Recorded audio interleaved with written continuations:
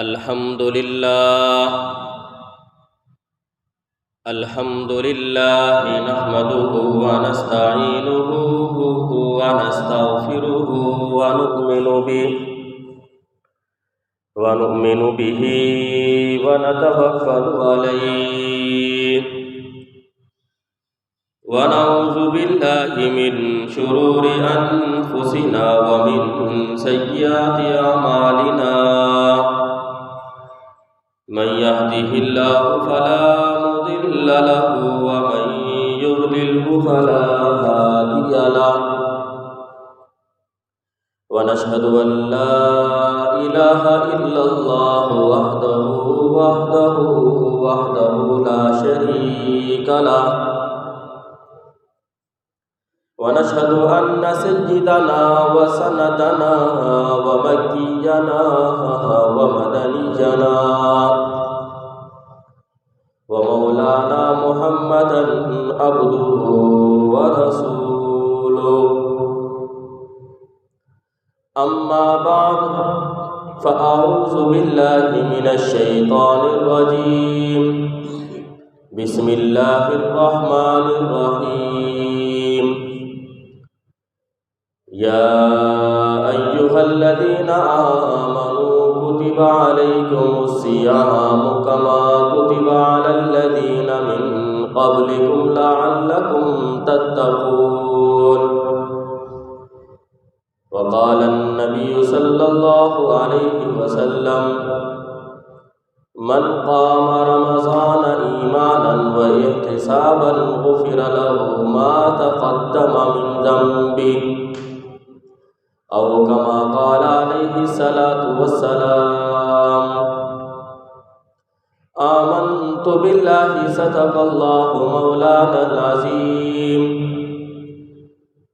وصدق رسوله النبي الأمي الهاشمي المدني الكريم ونحن على ذلك لمن الشاهدين والشاكرين والحمد لله رب العالمین۔ تمام حضرات عقیدت اور محبت کے ساتھ عبادت اور ثواب کی نیت سے نماز میں پڑھا جانے والا درود شریف ایک مرتبہ بآواز بلند پڑھ لیں۔ اللہم صل علی محمد وعلی آل محمد کما صلیت علی ابراہیم وعلى آل إبراهيم إنك حميد مجيد۔ اللهم بارك على محمد وعلى آل محمد كما باركت على إبراهيم وعلى آل إبراهيم إنك حميد مجيد۔ واجب الاحترام عزیزان گرامی، آپ کے سامنے قرآن کریم فرقان مجید دوسرا پارہ سورۃ البقرہ کی آیت نمبر 183 تلاوت کی، اور سرکار دو عالم تاجدار مدینہ محمد مصطفیٰ احمد مجتبیٰ صلی اللہ علیہ وسلم کی حدیث مبارکہ پیش کی۔ اللہ تعالیٰ کا بہت بڑا احسان ہے کہ اللہ تعالیٰ نے ایک مرتبہ پھر ہم جیسے گناہ گاروں کے لیے رمضان المبارک کا عظیم و بابرکت مہینہ ہمیں عطا فرمایا ہے۔ یہ اللہ رب العزت کا بہت بڑا انعام اور عطیہ ہے۔ اب اس سے نفع کیسے حاصل کرنا ہے، اس کی ذمہ داری انسان پر خود ڈال دی گئی ہے کہ یہ رمضان المبارک کا مہینہ نیکیوں کا سیزن ہے، مغفرت کا مہینہ ہے، بخشش کا مہینہ ہے۔ اس مہینے کے اندر انسان اتنی محنت کرے، اتنی جد و جہد کرے، ایسے کام کر لے کہ جس کی وجہ سے یہ مہینہ اس کے لیے حقیقت میں مغفرت کا مہینہ بن جائے، جہنم سے نجات کا مہینہ بن جائے۔ حدیث پاک میں آتا ہے کہ آپ صلی اللہ علیہ وسلم نے رمضان المبارک سے ایک دن پہلے، رمضان کے شروع ہونے سے ایک دن پہلے ایک خطبہ ارشاد فرمایا، جس کے اندر آپ صلی اللہ علیہ وسلم نے فرمایا اولہ رحمۃ واوسطہ مغفرۃ وآخرہ عتق من النار، کہ رمضان المبارک کا مہینہ اس کا پہلا عشرہ رحمت کا ہے، اس کا دوسرا عشرہ مغفرت کا ہے، اور اس کا تیسرا عشرہ جہنم سے خلاصی کا ہے۔ تو رمضان المبارک کا مہینہ یہ بخشش کا مہینہ ہے، اس لیے اس مہینے کے اندر ہمیں ایسے کام کرنے چاہیے جس سے ہماری مغفرت ہو جائے۔ اور اگر کوئی شخص ایسا ہے کہ جس کی اس مہینے کے اندر بھی مغفرت نہیں ہوتی، اس سے بڑا محروم کوئی شخص ہے ہی نہیں۔ احادیث کی کتابوں میں روایت ہے، جناب رسول اللہ صلی اللہ علیہ وسلم ایک مرتبہ مسجد میں تشریف لائے، آپ نے صحابہ کو منبر کے قریب بیٹھنے کا حکم دیا۔ جب صحابہ قریب آ گئے تو آپ منبر کی سیڑھی پر جیسے ہی چڑھنے لگے، آپ نے جب پہلا قدم مبارک رکھا تو آپ نے آمین کہا۔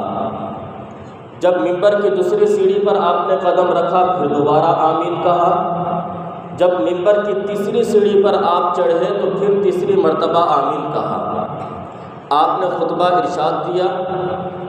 خطبہ ارشاد فرمانے کے بعد صحابہ نے عرض کیا، اے اللہ کے رسول، آج آپ کو ہم نے ایک ایسا کام کرتے ہوئے دیکھا کہ اس سے پہلے آپ نے وہ کام نہیں کیا۔ ہم نے یہ دیکھا کہ جب آپ منبر پر چڑھ رہے تھے تو آپ نے 3 مرتبہ بلند آواز سے آمین کہا ہے، اس کی وجہ کیا ہے؟ تو آپ صلی اللہ علیہ وسلم نے فرمایا کہ جب میں منبر کے قریب آیا تو جبریل امین میرے پاس آ کر کھڑے ہوئے۔ جیسے ہی میں منبر کی پہلی سیڑھی پر اپنا قدم رکھا میں نے تو جبریل امین نے بد دعا کی، اللہ اس شخص کو ہلاک اور برباد کر دے کہ جس کے پاس رمضان المبارک کا مہینہ آیا اور وہ اس مہینے کے اندر اپنی بخشش اور مغفرت نہ کرا سکا۔ تو میں نے کہا آمین۔ جب میں دوسری سیڑھی پر قدم رکھنے لگا تو جبریل امین نے کہا کہ اللہ اس شخص کو ہلاک اور برباد کر دے جس کے سامنے آپ کا نام نامی اسم گرامی محمد صلی اللہ علیہ وسلم آئے اور آپ پر درود نہ پڑے۔ تو میں نے اس پر کہا آمین۔ اور جب میں تیسری سیڑھی پر چڑھنے لگا تو جبریل امین نے یہ بد دعا دی، اللہ ایسے شخص کو ہلاک اور برباد کر دے جس نے اپنی زندگی کے اندر اپنے والدین میں سے ایک کو یا دونوں کو بڑھاپے کی حالت میں پایا اور ان کی خدمت کر کے جنت کو حاصل نہ کر سکا، تو ایسا شخص بھی ہلاک ہو جائے۔ تو میں نے کہا آمین۔ اب اس حدیث کے اندر آپ غور کریں، پہلا شخص وہ ہے جس کے لیے جبریل امین نے بد دعا دی، وہ جبریل جو تمام ملائکہ کا سردار ہے، اس کی بد دعا کی قبولیت میں کوئی شک نہیں تھی۔ لیکن ساتھ میں پھر آپ صلی اللہ علیہ وسلم جو امام الانبیاء ہیں، وجہ کائنات ہیں، اللہ کے محبوب ہیں، اس پر آپ صلی اللہ علیہ وسلم نے آمین کہہ دیا، تو اب قبولیت میں کہاں تردد رہ سکتا ہے؟ تو فرمایا کہ ایسا شخص جو اس مہینے کے اندر بھی ایسے کام نہ کر سکے جو اس کی بخشش کا سبب بن جائے، تو اس سے بڑا کوئی محروم شخص ہے ہی نہیں۔ اس لیے یاد رکھیں، قاعدہ یہ ہے، جس طرح بعض جگہ ایسی ہوتی ہیں جگہ کی تبدیلی کی وجہ سے ثواب کے اندر فرق آ جاتا ہے، اسی طریقے سے بعض زمانے ایسے ہیں کہ زمانے کی تبدیلی کی وجہ سے بھی ثواب اور عذاب میں فرق آ جاتا ہے۔ مثلا ایک شخص اپنے گھر کے اندر نماز پڑھتا ہے، اس کا ثواب الگ ہے۔ ایک شخص مسجد میں آ کر نماز پڑھتا ہے، اس کا ثواب الگ ہے۔ ایک شخص اکیلے نماز پڑھتا ہے، اس کا ثواب الگ ہے۔ ایک شخص جماعت کے ساتھ نماز پڑھتا ہے، اس کا ثواب الگ ہے۔ ایک شخص اس مسجد کے اندر نماز پڑھے گا، اس کا ثواب الگ ہے۔ ایک شخص مسجد نبوی کے اندر نماز پڑھے، اس کا ثواب الگ ہے۔ اگر وہی شخص بیت اللہ میں کھڑے ہو کر نماز پڑھے، اس کا ثواب الگ ہے۔ اب دیکھیں، جگہ تبدیل ہوتی گئی، ثواب کے اندر فرق آتا گیا۔ اسی طرح ایک نماز پڑھنے کا ثواب عام دنوں کے اندر، ایک نماز پڑھنے کا ثواب رمضان المبارک کے اندر ہے، ایک عام نیکی کرنے کا ثواب عام دنوں کے اندر، اور دوسرا ثواب نیکی کرنے کا رمضان المبارک کے اندر۔ تو میں یہ بتا رہا ہوں، جس طریقے سے جگہ کی تبدیلی سے ثواب میں فرق آتا ہے، اسی طرح زمانے کے، مہینے کے، اوقات کی تبدیلی سے ثواب کے اندر بھی فرق آ جاتا ہے۔ اور اگر خدا نخواستہ ان دنوں کے اندر یا ان مہینوں کے اندر اگر کوئی آدمی گناہ کے کام کر لیتا ہے تو اس کا عذاب بھی بہت بڑا ہے، زیادہ ہے۔ تو اس مہینے کو ہمیں ایسا گزارنا چاہیے کہ یہ مہینہ ہمارے لیے بخشش کا مہینہ بن جائے۔ عام طور پر مسلمان جو اس مہینے کے اندر عبادات کرتے ہیں وہ 3 قسم کی عبادات ہیں۔ ایک عبادت تو وہ ہے جو معمولی ہے، معمولی کا مطلب معمول کے مطابق کی جاتی ہے، وہ خاص طور پر رمضان میں نہیں ہے، رمضان میں بھی کی جاتی ہے، رمضان کے علاوہ بھی کی جاتی ہے۔ مثلا 5 نمازیں وہ رمضان میں بھی پڑھنی ہے، رمضان کے علاوہ بھی پڑھنی ہے۔ جمعے کی نماز اپنی شرائط کے ساتھ وہ آپ رمضان میں بھی پڑھیں گے، رمضان کے علاوہ بھی پڑھیں گے۔ تو ایک عبادات وہ ہیں جو معمول کے مطابق چل رہی ہیں کہ رمضان سے پہلے بھی پڑھ رہے تھے، رمضان میں بھی آپ نے پڑھ رہے ہیں۔ دوسری قسم کی وہ عبادات ہیں جو خاص طور پر رمضان المبارک ہی کے اندر ادا ہوتی ہیں، غیر رمضان میں وہ نہیں ہوتی۔ وہ عبادات جو خاص طور پر رمضان المبارک میں ہوتی ہیں وہ کئی قسم کی ہیں۔ ان میں سے پہلی عبادت، جیسے ہی رمضان المبارک کا چاند نظر آتا ہے، سب سے پہلی عبادت جو مسلمانوں پر، ایمان والوں پر متوجہ ہوتی ہے وہ ہے تراویح کی نماز۔ ابھی روزہ بعد میں رکھیں گے، سب سے پہلی عبادت جو مسلمانوں پر رمضان کا چاند دیکھتے ہی متوجہ ہو جاتی ہے وہ ہے تراویح کی نماز۔ تراویح کی نماز سنت مؤکدہ ہے، اس کا اہتمام کرنا چاہیے۔ اور پھر حدیث پاک میں آتا ہے، بخاری شریف کی روایت ہے، آپ صلی اللہ علیہ وسلم نے فرمایا، من قام رمضان ایمانا، جس شخص نے رمضان المبارک کا قیام کیا ایمان کی حالت میں، وہ احتسابا، نام نمود ریاکاری کے طور پر نہیں بلکہ اللہ پر یقین کرتے ہوئے ثواب کی نیت سے یہ کام کیا ہے، اس نے غفر لہ ما تقدم من ذنبہ، اللہ تعالیٰ اس کے تمام گزشتہ صغیرہ گناہوں کو معاف فرما دیتے ہیں۔ تو تراویح پڑھنے سے اتنا بڑا ثواب مل رہا ہے، پوری زندگی کے وہ گناہ جو اس نے کیے وہ سارے معاف ہو جاتے ہیں۔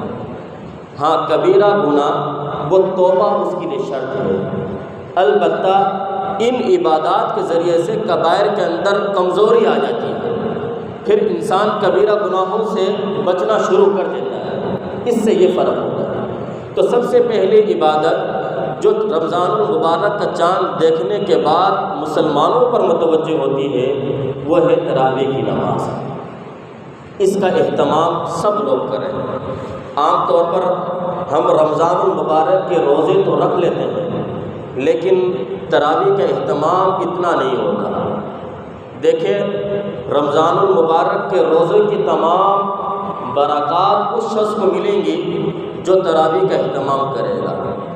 اس کی مثال آپ ایسے سمجھیں، کھانے کے لیے صرف روٹی کافی نہیں ہوتی، بعض دفعہ روٹی کا کمال جب تک سالن نہ ہو اس وقت تک مزہ نہیں آتا۔ اسی طرح صرف روزے رکھ لینے سے کامل برکات انسان حاصل نہیں کر سکتا جب تک اس کے ساتھ تراویح کا اہتمام نہ کرے۔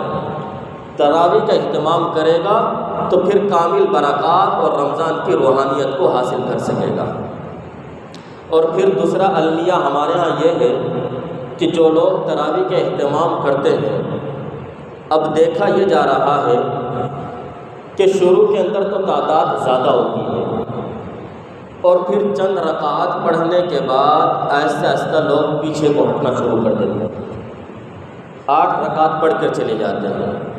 تو یہ یاد رکھیں، تراویح کی مکمل 20 رکعات ہیں، 8 رکعات یہ مکمل تراویح نہیں ہے، یہ آدھی پڑھ کر آپ چلے جاتے ہیں، اس لیے 20 رکعات کا اہتمام کریں۔ بعض حضرات کہتے ہیں کہ حضرت عمر رضی اللہ عنہ نے اس کو جاری کیا ہے، حقیقت میں 8 تھی، حالانکہ ایسا نہیں ہے۔ آپ صلی اللہ علیہ وسلم نے صحابہ کو 20 رکعات تراویح پڑھائی۔ آپ آئے مسجد میں، صحابہ جو وہاں موجود تھے ان کو جماعت کروا دی۔ دوسرے دن پھر آپ تشریف لائے، دیکھا کہ پہلے دن سے دوسرے دن صحابہ کی تعداد زیادہ ہے، پھر دوبارہ جماعت کروا دی۔ تیسرے دن دیکھا کہ صحابہ بڑے شوق اور ذوق کے ساتھ مسجد کے اندر جمع ہو چکے ہیں، سب نے جماعت کے ساتھ نماز پڑھی، تراویح پڑھ لی۔ تو آپ صلی اللہ علیہ وسلم نے جب صحابہ کا ذوق اور شوق کو دیکھا تو چوتھے دن آپ مسجد میں تشریف نہیں لائے۔ آپ نے صحابہ کو کہا کہ اپنی اپنی خود پڑھ لیں۔ اس کی وجہ کیا تھی؟ اس لیے کہ جناب رسول اللہ صلی اللہ علیہ وسلم کو اللہ تعالیٰ نے رحمت للعالمین بنا کر بھیجا۔ اپنی امت کا غم، اپنی امت پر مہربانی اور شفقت کی وجہ سے آپ صلی اللہ علیہ وسلم نے دوبارہ جماعت نہیں کروائی۔ کیوں؟ اس لیے کہ ایسا نہ ہو کہ صحابہ کے ذوق شوق تو ہے لیکن بعد میں آنے والے لوگوں کے ان کے اندر یہ ذوق نہیں رہے گا، اور چونکہ ابھی وحی کا سلسلہ جاری ہے، کہیں ایسا نہ ہو کہ تراویح کی نماز بھی فرض ہو جائے۔ اس وجہ سے آپ صلی اللہ علیہ وسلم نے چوتھے دن جماعت نہیں کروائی۔ جیسے معراج کی رات کتنی نمازیں فرض ہوئیں؟ 50۔ آپ صلی اللہ علیہ وسلم 50 نمازوں کا تحفہ لے کر آئے۔ حضرت موسیٰ علیہ السلام سے ملاقات ہوئی، حضرت موسیٰ علیہ السلام نے مشورہ دیا کہ میری امت نہیں پڑھ سکی، آپ کی امت بھی نہیں پڑھ سکے گی۔ تو آپ صلی اللہ علیہ وسلم واپس تشریف لے گئے۔ اس لیے تشریف نہیں لے کر گئے کہ آپ پر پڑھنا مشکل، حضور کے لیے پڑھنا مشکل نہیں تھا، آپ واپس تشریف لے گئے تو صرف اپنی امت کی خاطر کہ میری امت تکلیف میں مبتلا نہ ہو جائے، ان پر مشقت نہ ہو، اپنی رحمت کو، رحمت للعالمین کی صفت کو ظاہر کرنے کے لیے آپ صلی اللہ علیہ وسلم نے چوتھے دن پھر اس کے بعد جماعت نہیں کروائی۔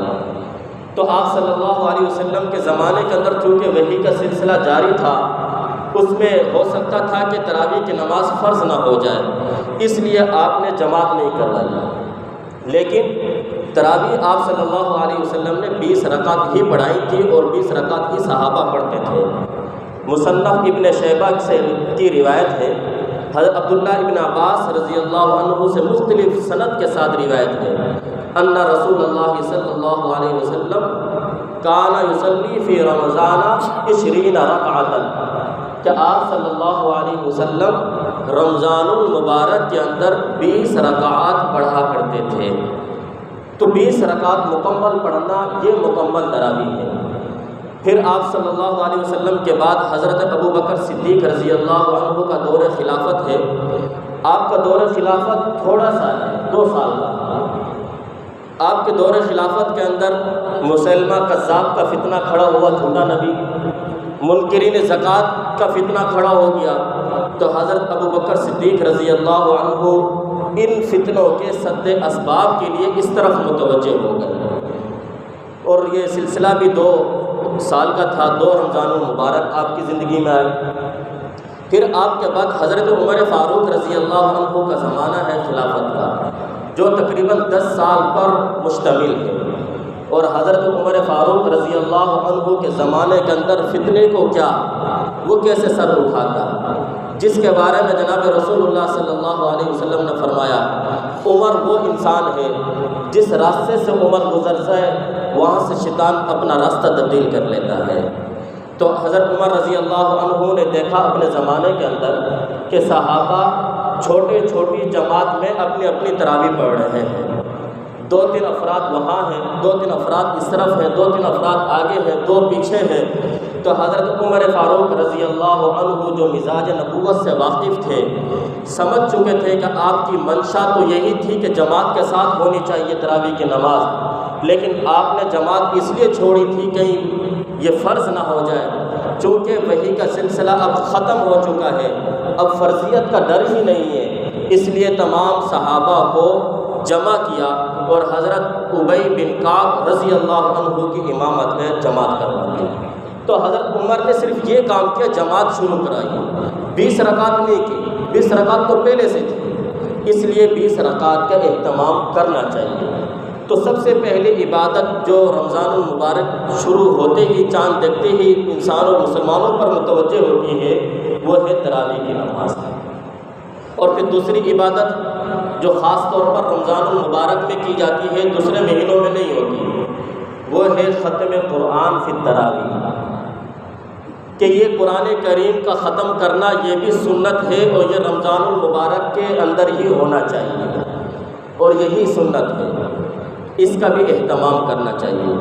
اب دیکھیں جو حضرات 8 رکعت پڑھ کر چلے جاتے ہیں، ایک سنت ان سے وہ چھوٹ جاتی ہے جو 20 رکعت نہیں پڑھ پاتے، چونکہ 20 رکعت پڑھنا بھی سنت۔ پھر دوسری سنت وہ چھوٹ جاتی ہے جو قرآن پاک قاری صاحب تلاوت کر رہے ہیں، اب یہ 8 رکعت پڑھ کر چلا گیا، باقی 12 رکعتوں کے اندر قاری صاحب نے جو آگے تلاوت کی وہ تو اس سے چھوٹ گئی، تو 20 رکعت نہ پڑھنے کی وجہ سے 2 سنت اس سے چھوٹ جاتی ہے۔ اس لیے تراویح کا اہتمام بھی ہونا چاہیے، اور اس بات کا بھی اہتمام ہونا چاہیے کہ ایک مرتبہ قرآن پاک تراویح کے اندر مکمل سنا جائے اور پڑھا جائے۔ تیسری عبادت جو رمضان المبارک کے اندر خاص طور پر فرض کی گئی ہے، وہ ہے رمضان المبارک کا روزہ۔ یا ایھا الذین آمنوا کتب علیکم الصیام کما کتب علی الذین من قبلکم، اے ایمان والو تمہارے اوپر روزہ ایسے فرض کیا گیا ہے جیسے تم سے پہلے لوگوں پر روزہ فرض کیا گیا تھا۔ روزہ رکھنا ہر مسلمان مرد عورت بالغ پر فرض ہے، ہر مسلمان بالغ مرد اور عورت پر روزہ رکھنا فرض ہے۔ روزہ بغیر کسی عذر کے چھوڑنے والا انسان فاسق کہلاتا ہے، گناہ گار ہوتا ہے، اور روزے کی فرضیت کا انکار کرنے والا انسان مسلمان نہیں رہتا۔ بغیر عذر کے چھوڑنا گناہ ہے، ہاں عذر کے ساتھ چھوڑنے کی اجازت ہے۔ فمن کان منکم مریضا او علی سفر فعدۃ من ایام اخر، کوئی سفر میں ہے، کوئی بیمار ہے، یا کوئی خاتون اپنی ایام کے اندر ہے، ان دنوں کے اندر وہ روزہ نہیں رکھتے تو اس کی قضا بعد میں ان کو کرنی پڑے گی۔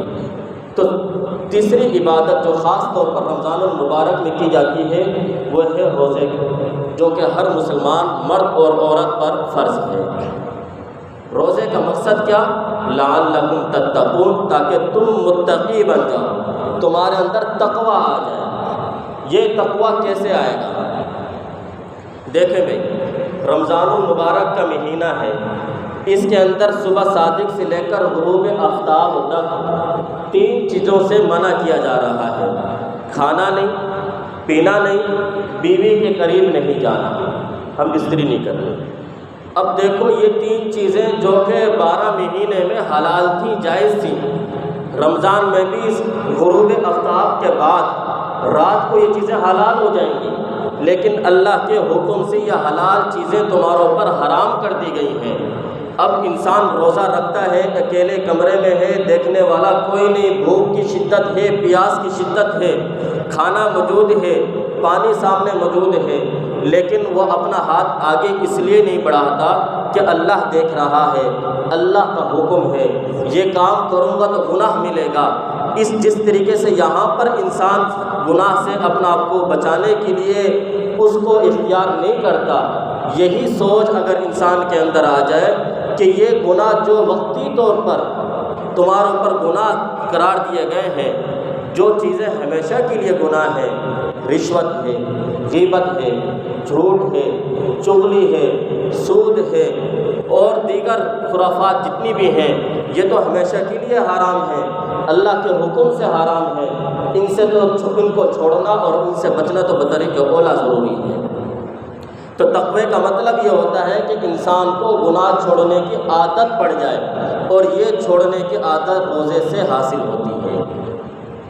یہ عادت روزہ رکھنے سے آتی ہے کہ انسان گناہوں کو چھوڑنے والا بن جاتا ہے۔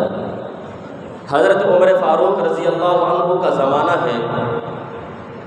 حضرت عمر فاروق رضی اللہ عنہ کے زمانے کے اندر ایک خاتون نے اپنی بیٹی کو کہا کہ بیٹی دودھ کے اندر پانی ملا دے، دودھ کے اندر پانی ملا دے۔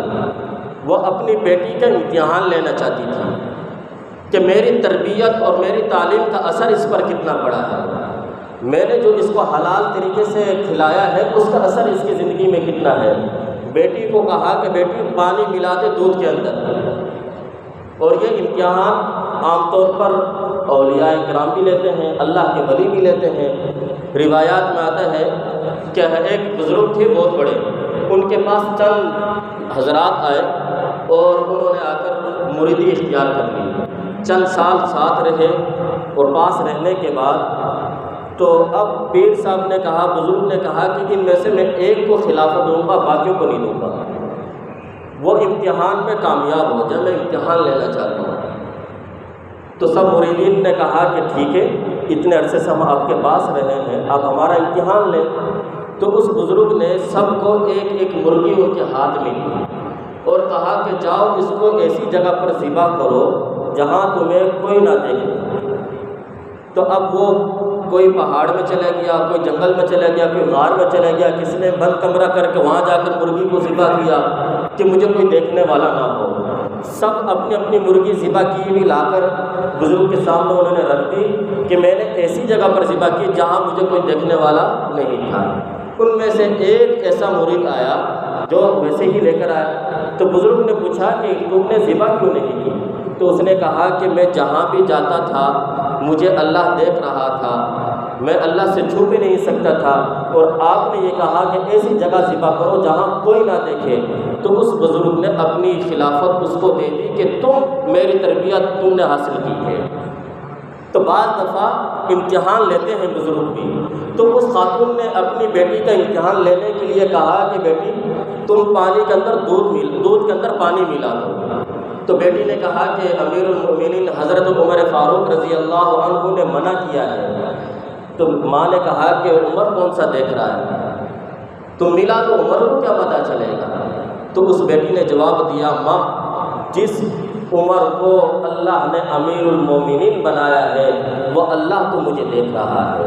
اسی کو تقویٰ کہتے ہیں کہ رمضان المبارک کے اندر کھانا سامنے موجود ہے، کوئی موجود نہیں دیکھنے والا، لیکن انسان پانی اس لیے نہیں پیتا کہ میرا اللہ مجھے دیکھ رہا ہے، اگرچہ کوئی اور نہیں دیکھ رہا۔ جب یہ سوچ آئے گی باقی زندگی کے اندر بھی کہ میرا اللہ مجھے دیکھ رہا ہے، تو انسان گناہوں سے اپنا آپ کو بچا لے گا۔ گناہ کے دو اسباب ہیں۔ نمبر ایک، شیاطین کی وجہ سے انسان گناہ کرتا ہے۔ رمضان المبارک کا مہینہ شروع ہوتا ہے تو شیاطین بند ہو جاتے ہیں۔ اور دوسرا، انسان گناہ کرتا ہے اپنے نفس کی وجہ سے۔ جب روزہ رکھتا ہے تو انسان کا نفس وہ دب جاتا ہے، خواہشات دب جاتی ہیں، انسان کے اندر وقتی طور پر فرشتوں والی ملکوتی صفات پیدا ہو جاتی ہیں۔ لا یأکلون الطعام ولا یشربون الشراب، فرشتے وہ ہیں جو کھانا نہیں کھاتے، فرشتے وہ ہیں جو پیتے نہیں ہیں۔ ولا یعصون اللہ ما امرہم، فرشتے وہ ہیں جو اللہ کے حکم کو ٹالتے نہیں ہیں، نافرمانی نہیں کرتے۔ جب روزہ انسان رکھتا ہے یہ بھی کھاتا نہیں ہے، یہ بھی پیتا نہیں ہے، یہ بھی اللہ کے احکامات کو پورا کر رہا ہے۔ ملکوتی صفات اس کے اندر پیدا ہو چکی ہیں۔ جب یہ صفات انسان کے اندر آتی ہیں تو پھر تقویٰ آنا شروع ہو جاتا ہے۔ اس لیے فرمایا کہ روزے رکھو لعلکم تتقون، تاکہ تم متقی اور پرہیزگار بن جاؤ۔ اور چوتھی عبادت جو خاص طور پر اس رمضان المبارک میں کی جاتی ہے وہ ہے اعتکاف، سنت مؤکدہ علی الکفایہ ہے۔ ابھی سے ذہن بنا لیں کہ ہم میں سے اپنے گھر میں سے ایک فرد کو اعتکاف کے لیے ضرور بٹھائیے، اور اس کی بڑی برکت ہوتی ہے۔ اس کا فائدہ وہ کہ جو پورے سال آپ اس کو حاصل کریں گے، رزق میں، مال میں، عزت میں، آبرو میں، جان میں برکتیں حاصل ہوتی ہیں۔ اور پانچویں عبادت جو خاص طور پر اس مہینے کے اندر کی جاتی ہے وہ ہے آخری عشرے کے اندر، طاق راتوں کے اندر لیلۃ القدر کی تلاش، کہ آپ نے لیلۃ القدر کو تلاش کرنا جو خاص طور پر اس مہینے میں ہوتی ہے۔ تو یہ 5 عبادات جو خاص طور پر اس مہینے میں ہوتی ہیں، دیگر مہینوں میں اس طرح نہیں ہوتی۔ اور پھر 4 نفلی عبادت جو خاص طور پر عام مسلمان کرتے ہیں اس کا بھی اہتمام ہونا چاہیے۔ وہ 4 نفلی عبادات کیا ہیں؟ قرآن پاک کی تلاوت کثرت کے ساتھ اس مہینے کے اندر کریں، کیونکہ یہ مہینہ قرآن کا مہینہ ہے۔ شہر رمضان الذی انزل فیہ القرآن، اس مہینے کے اندر کثرت کے ساتھ ذکر و اذکار کریں، پہلا کلمہ پڑھیں، استغفار کی تسبیح پڑھیں، سبحان اللہ، الحمدللہ، یہ تسبیحات کثرت کے ساتھ آپ پڑھیں۔ اسی طریقے سے اس مہینے کے اندر کثرت کے ساتھ تہجد کا اہتمام کریں، اور اس مہینے میں پڑھنا بھی کوئی مشکل نہیں ہے، اس لیے کہ انسان سحری میں اٹھتا ہے اس وقت تہجد کا اہتمام ہو سکتا ہے۔ اور چوتھی چیز جو خاص طور پر اس مہینے کے اندر اہتمام کرنی چاہیے وہ ہے دعاؤں کا اہتمام کریں، چونکہ رمضان المبارک کا مہینہ ہے۔ سحری کے وقت، افطار کے وقت دعائیں خاص طور پر قبول ہوتی ہیں۔